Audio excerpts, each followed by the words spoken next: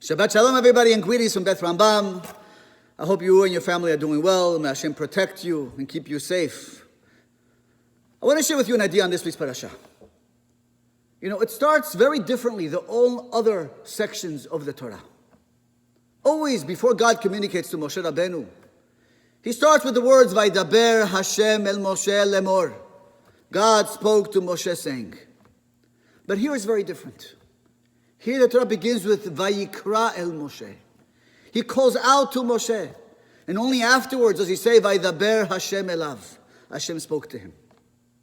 Question is why? Why the difference? So Rashi says something fascinating. And he says, not only here, in this case, did God call out to Moshe before he spoke to him. But every single time before God communicated with Moshe Rabbeinu, there was a Vayikra. There was a calling out. Rashi says, Lashon chiba. It's a word of love, endearment. But Rashi contrasts. When Hashem speaks to the rest of the world, Hashem does it very differently. He uses the word Vayikra. Vayikra comes from the word mikre. It's a coincidence. It's a happenstance. It's missing that key letter, that aleph. So Rashi's challenging us. The Torah is challenging us. Whenever something happens to the world, see, the nations of the world view it as Vayikra. It's a mikre. It's a coincidence. There's a disease plaguing the world. And yeah, our job is to figure out what caused it, how to cure it. Let's find a vaccine. Let's wait it out a few months. Hopefully it'll pass. That's the view of mikre, of coincidence and happenstance. But the parasha says no. That's not how Jews view the world. There's a vayikra. There's a calling out with love. God is talking to us. Something unique has happened here that probably hasn't happened yet in the history of the world. The world came to a complete and total stop. We were a bullet train riding 100, 200 miles an hour. We came to a standstill, complete, total halt. Nothing is moving. What the whole world was focused on and spent their time doing the last 1,000 years no longer exists. There are no restaurants and no bars and no clubs, no Hollywood and no movies. There's no cultural centers, there's no arts, there's no museums. There is nothing left. Even the internet is slow. But not only that, God also put a stop to us. There are no synagogues opened, no yeshivot, no schools, no bate midrashot. Everything came to a standstill. We're home. That's it. What's Hashem asking from us?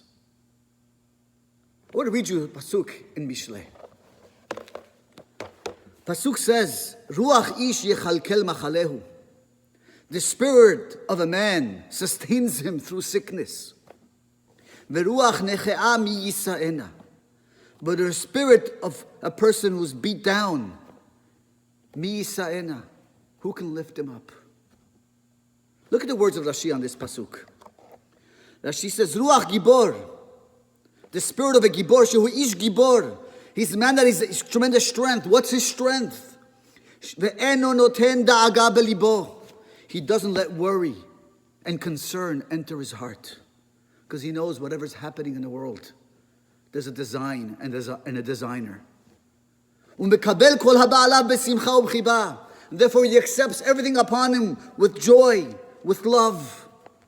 Because he recognizes there's a keriyah. God is calling out to us with love. He wants something from us.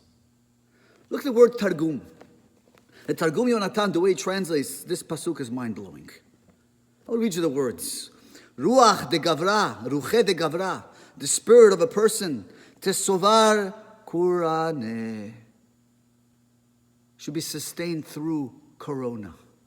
Kurane. Mind-blowing. The Targum translates machala, sickness, as corona.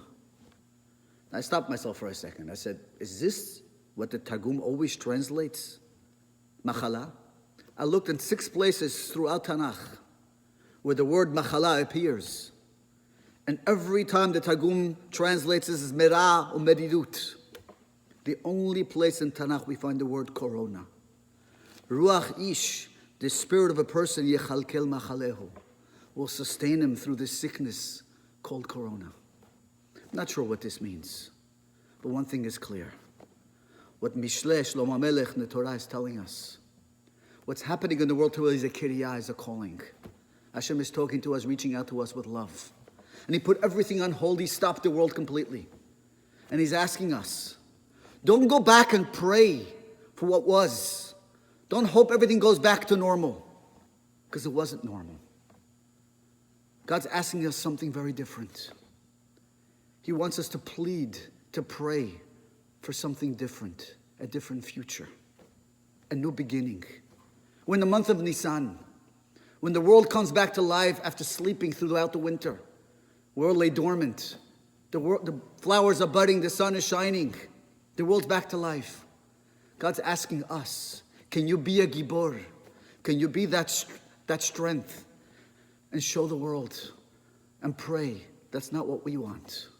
We want something else. This Shabbat, when we sit together with our families, don't pray to go back to the world that was, but pray for a greater future. Pray for a beautiful beginning. Pray for Mashiach. Pray for the redemption. But at least Borei Olam, bring us to a better world.